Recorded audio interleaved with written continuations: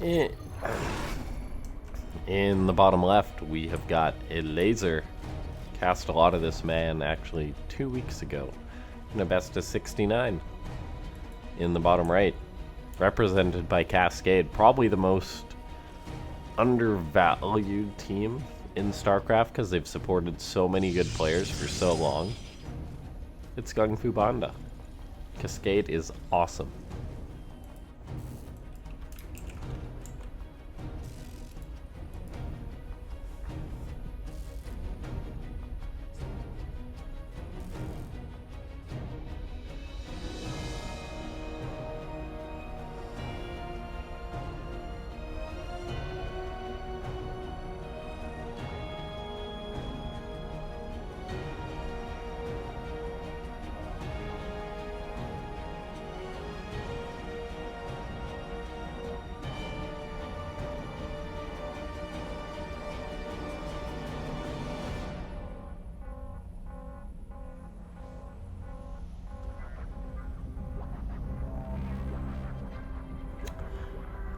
Is it just me, or does this look like a giant widow mine, kinda?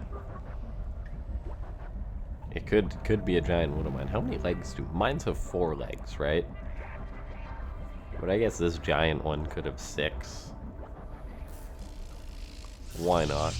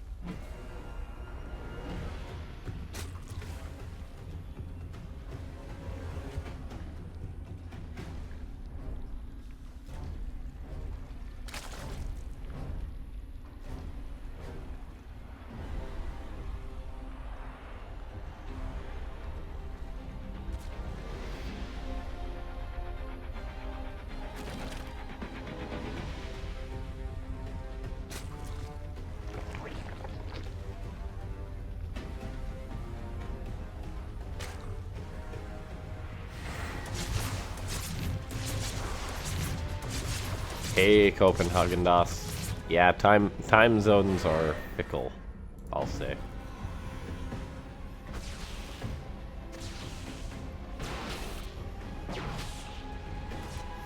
I'm partially wondering if Falcon thought the same thing.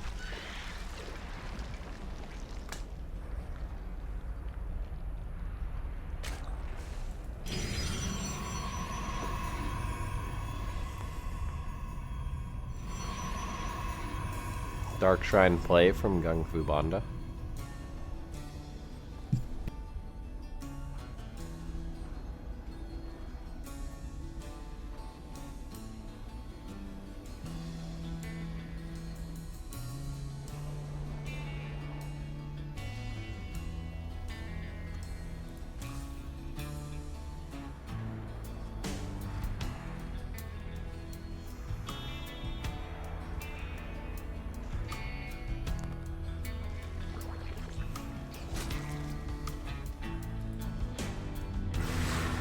Banda with his couple of depths.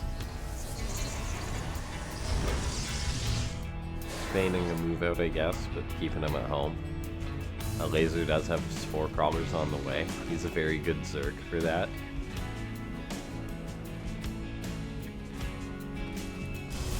Pretty rare we see Elazer get caught off guard by DTs. No prism on the way yet either for Banda, interestingly enough. I wonder why. I mean, there's 3 DTs warping. Oh, pardon me, there's the prism. I'm a dog. The prism goes down though. And that's real bad. As cool as these DT skins are, that is real bad for the Protoss. Banda sees the spores, he's going to come in with the DTs anyway. Recalls them to try and save what he can. Looks like he'll save 1, but that's quite a disastrous opening. Lings hit the third base to kill drones, but didn't really get too much done. 3 dead drones is not enough, so bad position here for GunGFuBanDa.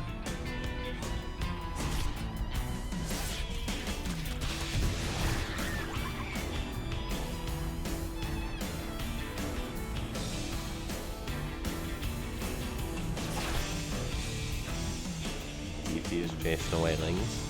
No Overseer for Elazer yet, so he can't really do too much. Once that Overseer is done, though, it'll get real rough. Real rough, and there we go. Yeah, that Overlord is the one to morph into an Overseer. The lucky one.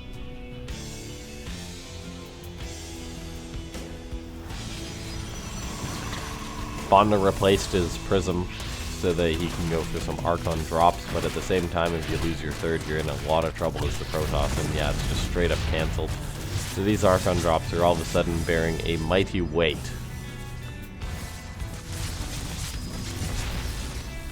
They are killing the Queens. Prism's gotta be careful. He's gonna get a few drones. Killed the 3 Queens. Prism's still alive. Roaches are now out though, so the Archons are in trouble. They're gonna save the Archons in the Prism. Great save.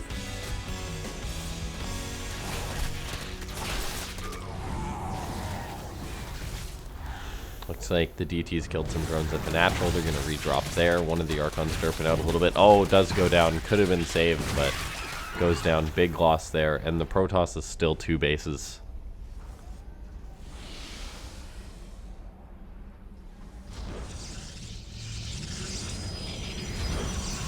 Oh, did the Afrika tweet say 6 p.m. Pacific? I will have to look into that. Yeah, oh, I see.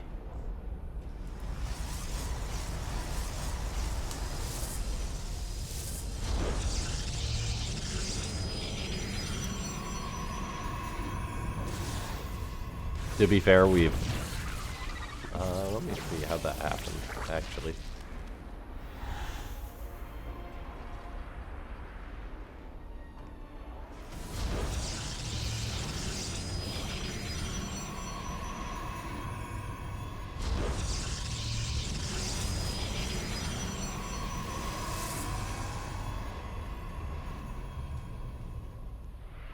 Oh, that's my bad. Yeah, I said 6 p.m. I said 6 p.m. European time is what I meant, which is actually 9 a.m. my time. Aye. I can't believe I did that.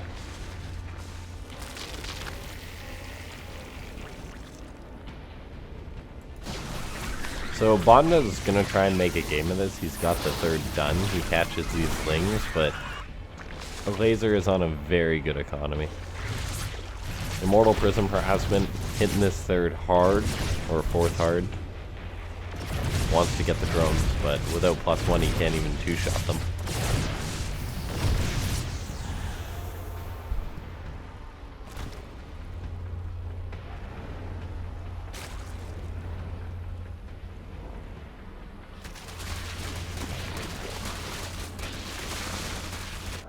Yeah, any time there is a European event, it's going to be in the morning Pacific time. Because of course 6 p.m. PST would be 2 a.m. for the Euros, or 3 a.m. So.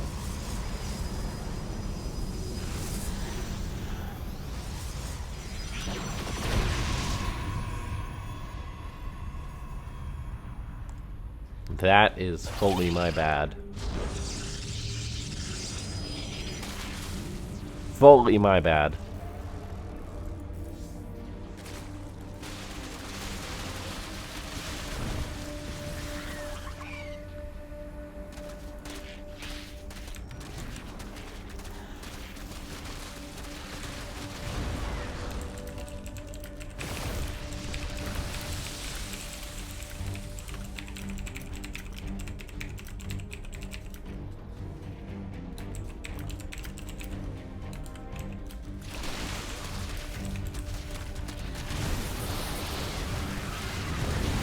Okay, Banda holding on. He's got disruptors. He's got a good chunk of Archons. Great force fields going down. The disruptor has already fired its Nova, though.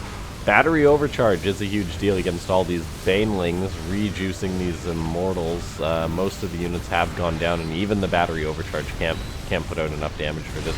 The fourth base is still alive for Banda as he warps in some Zealots. He may be able to keep this going, but it's one of those classic situations which the Protoss holds on, but then you look at the supply, and we're talking 27 Protoss supply against a bajillion Zerg.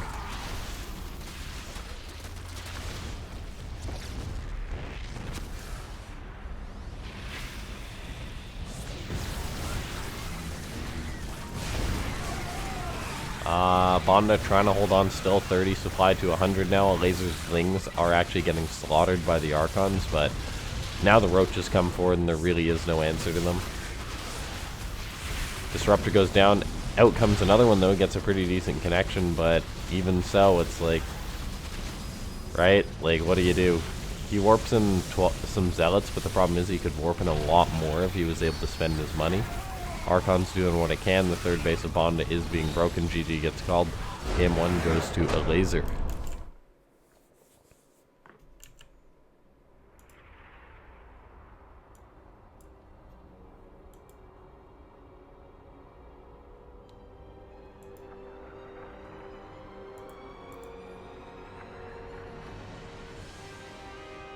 Okay. GG gets called. We are now going into game number 2. 2K Atmospheres, which is the Lazer's pick. Or nope, that's Juggernaut. Whoopsie daisy.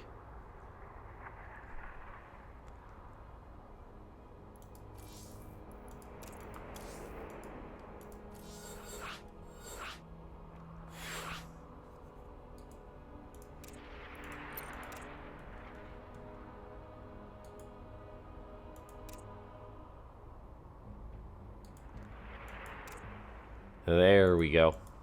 Map number 3 is 2K, which I'm kind of excited for because the Elazer took a long time to decide to play that map.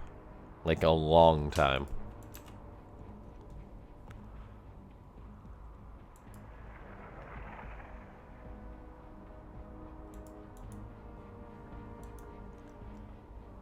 Alright, everyone's in. We'll make sure they're ready.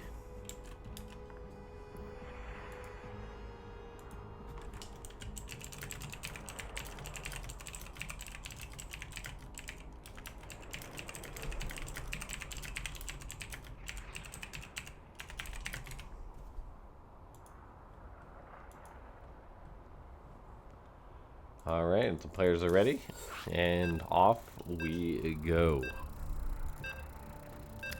I do apologize about the frog in my throat, ladies and gentlemen.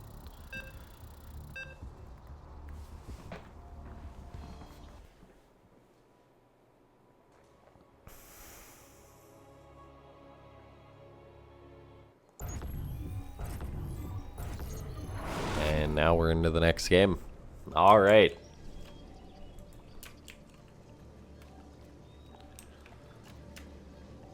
In the bottom left. He tried that last game, but he really just had a poor start. It's GunGFuBanDa. And in the top right, it's Elazer. Losing the Prism, losing the Oracle right away. Classic things that people say, maybe they're not really dead. But really, you're usually dead.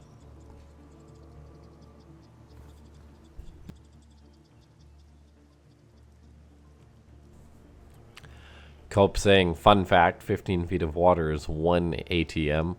2,000 would be 30,000 feet, the atmospheric pressure on the surface of this planet. Oh, that makes sense. So it's an underwater map. And yeah, it's 30,000 feet. So we're just under the sea. Oh, okay, that makes a lot of sense. Not on this map though. This is Juggernaut.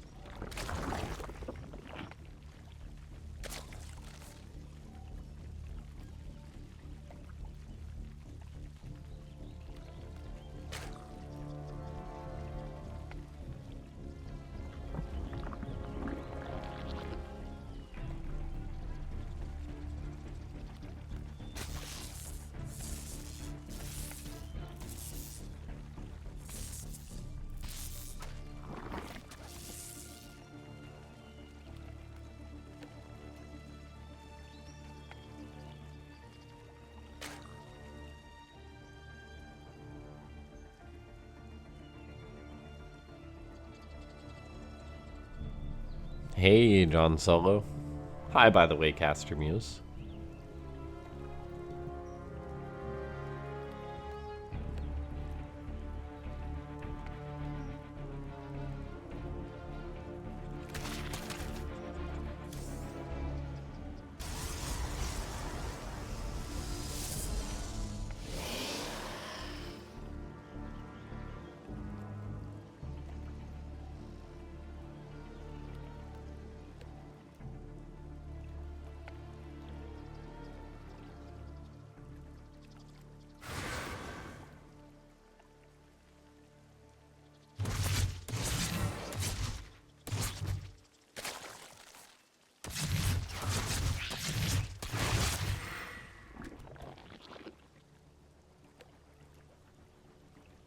Now here's the question. How deep is the Marianas Trench? Pardon me?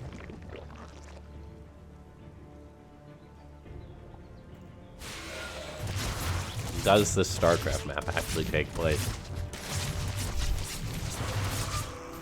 Because if 30,000 feet is 9 kilometers, that sounds like a far distance, but at the same time the ocean's really big, right? So it's like, is it that unfeasible? I don't know.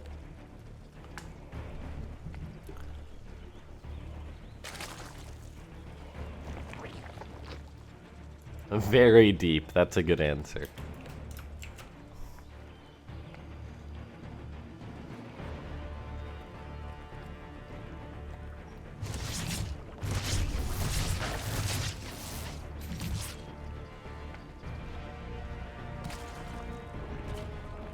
Too deep for me. I like GunGFu's choice of skins, by the way. Rocking the Stone Oracle. Is this the Tal'Darim Oracle? Or is this the Purifier? I think this is the Purifier Oracle.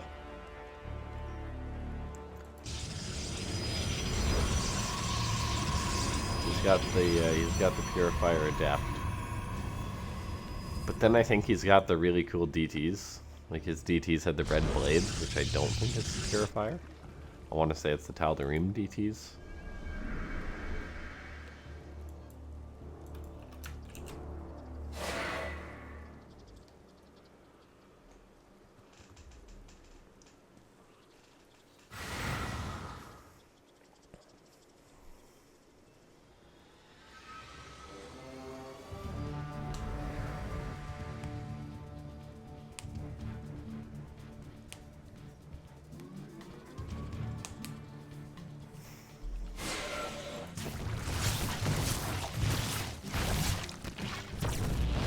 Triple Oracle. One goes down, but they do get 6 drones.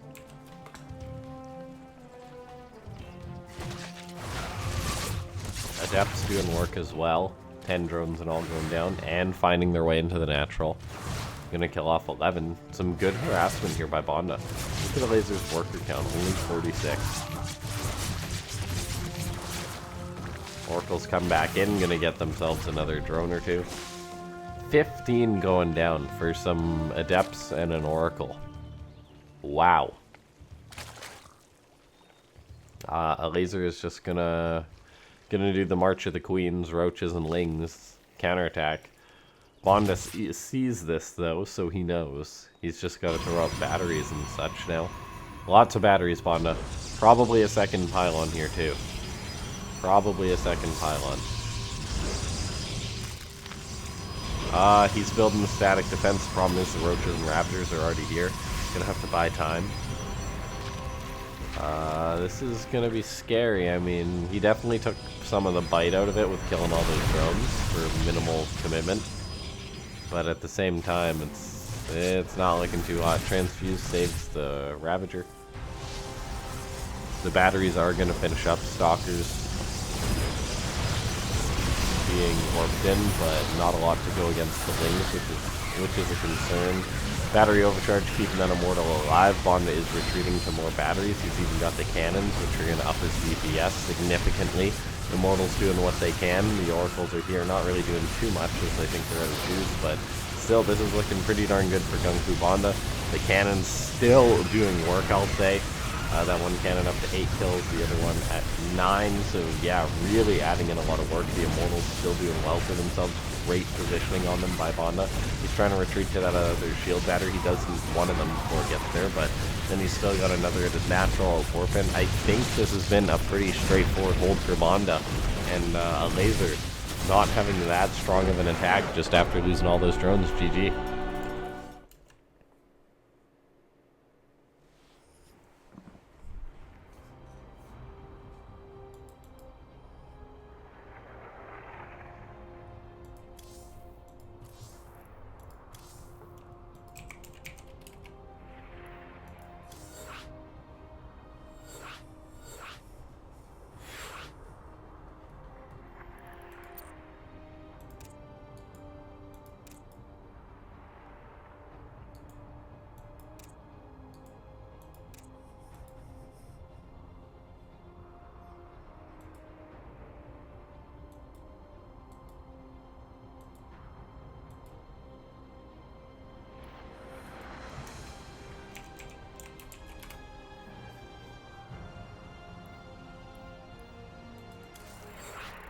Alright, the players are ready, so we're now going to get into the Japan Trench map,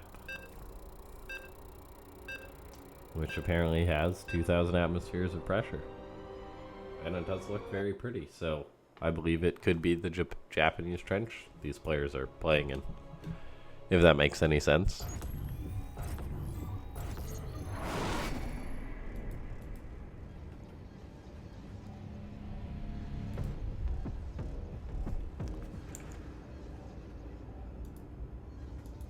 Okay, here we are in the top right. It's GunGFuBanDa with the solid hold. And in the bottom left, it's Elazer.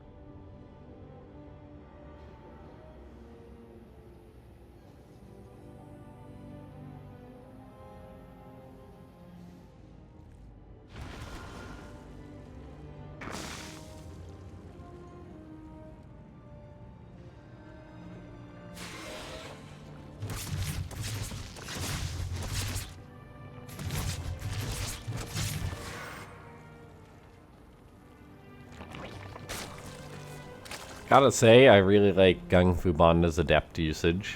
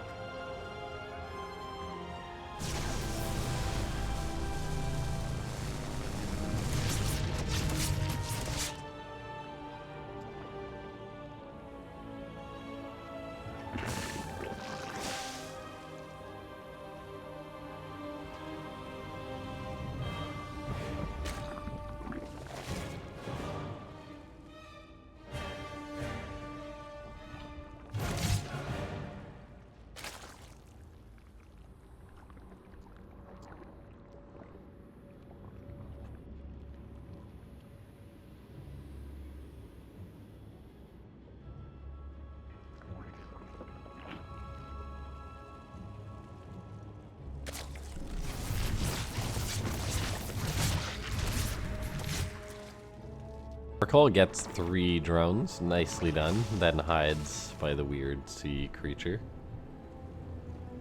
Whale? Is that a whale? Yeah, probably a whale.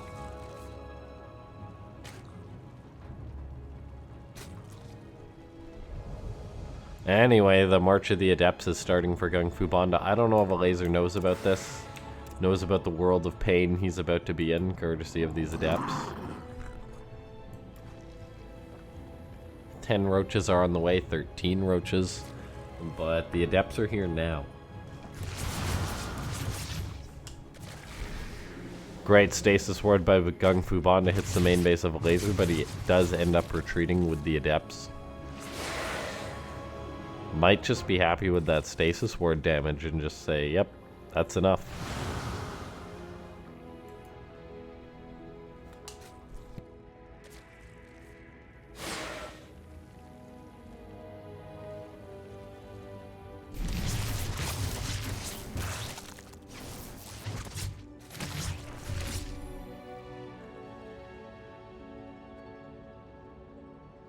Yeah, Oracle's done some good work. Banda's getting ready for the inevitable counterattack, which it's coming. Elazer pulling the queens. We saw this. We've seen this from Elazer quite a bit recently.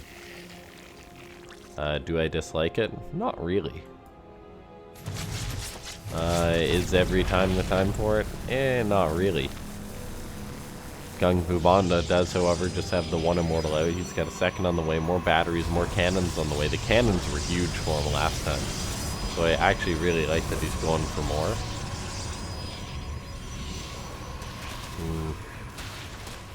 Yeah, this ain't looking half bad. The Void Ray being a pain, till the queens show up to push it away. Banda even getting some force fields down, buying himself a lot of time, catching some lings.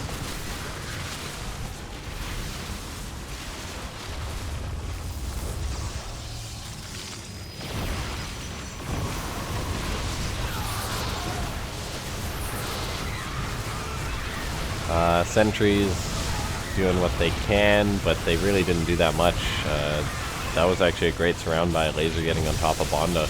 Banda did space out his shield batteries a lot, so once all the energy was burned, like, he had shield batteries, of course, over to the left that weren't helping out.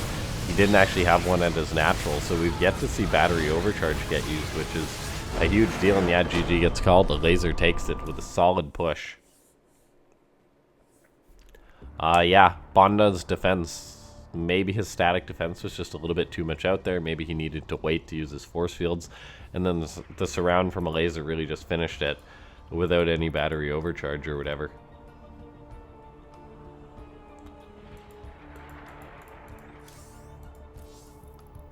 And Elazer did win the map that he took a long time to pick.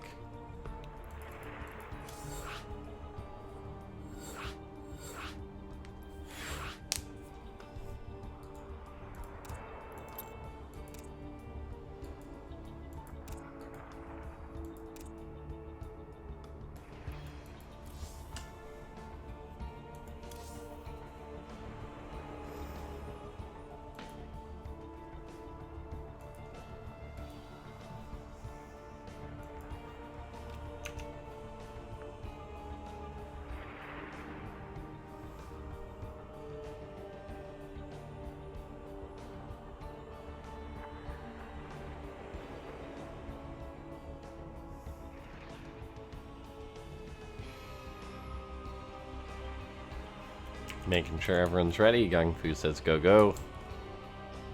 Elazer says ready. And off we go into map number 4.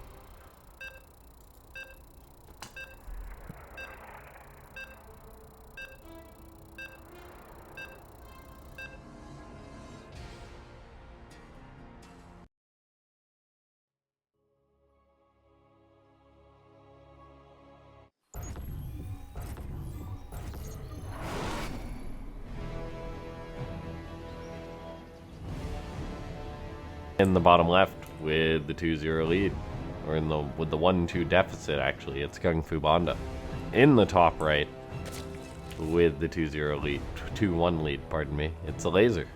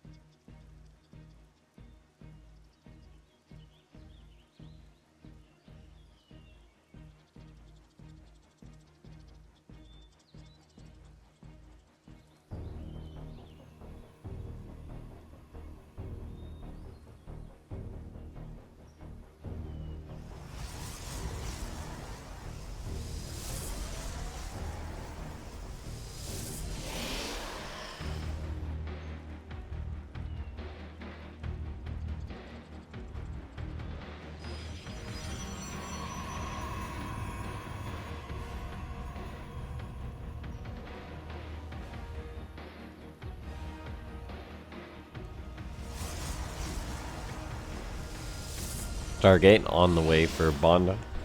So not another Twilight opening. He had some decent success with the Stargate. And it was game number... I mean, the last game he had some success, but then he died. That's the problem. It was game number 2, which I guess he held Elazer's push. Which I think he had gone Stargate, I want to say.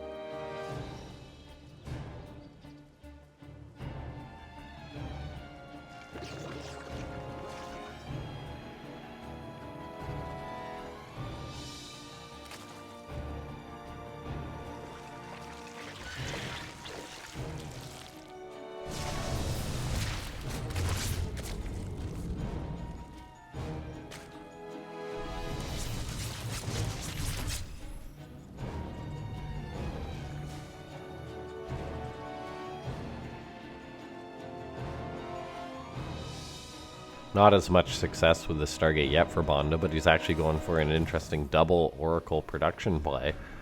Yeah, that's actually quite cute. This is not something we see often. I mean, there was a time which Zergs would cry about the mass oracles, and then the oracle got tweaked, it got nerfed, but mass oracles I still think is a pretty good strategy, particularly since Zergs have been shying away from Hydras these days. So you never know. Could be good. Like we see Elazer, he's making roaches. Roaches ain't good against mass oracles.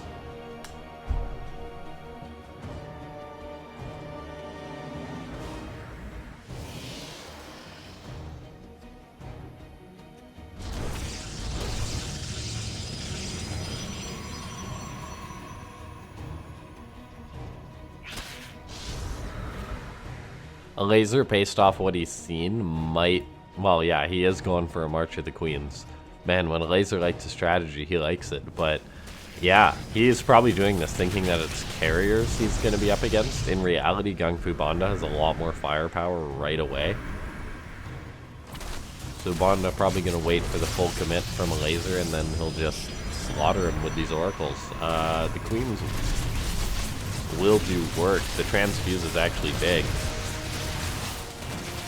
The oracles elect not to fight the queens, but I don't know if that's good for BoNda. Like, he needs to fight now. Yeah, he needs to fight now before his oracles run out of energy. He's engaging the queens. The transfuse is being burned through. Once the one queen falls, it's like dominoes, but a lot of the oracles have already burned through their energy, and that's going to leave very minimal to deal with the lings, to deal with the roaches. While BoNda had a lot of firepower to take care of this, it's gone. The oracles are just about out of energy. He's made yet another oracle, which will help out, but yeah, he's so short on juice. This is really problematic. He loses 2 zealots he was warping in. He's making Void Rays now, but it might be one of those cases in which all the probes just die. The March of the Queens is pretty brutal.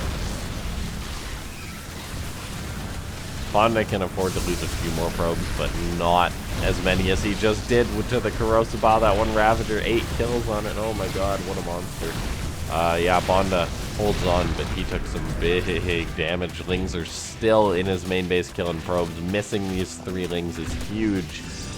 There's still Lings at his 3rd base. He's just busy trying to deal with those, and when he was at like 30, it's like, yeah, maybe with his good units he can hold on, but now he's down to 26. There's still Lings in his main. Those 3 villains doing awful things.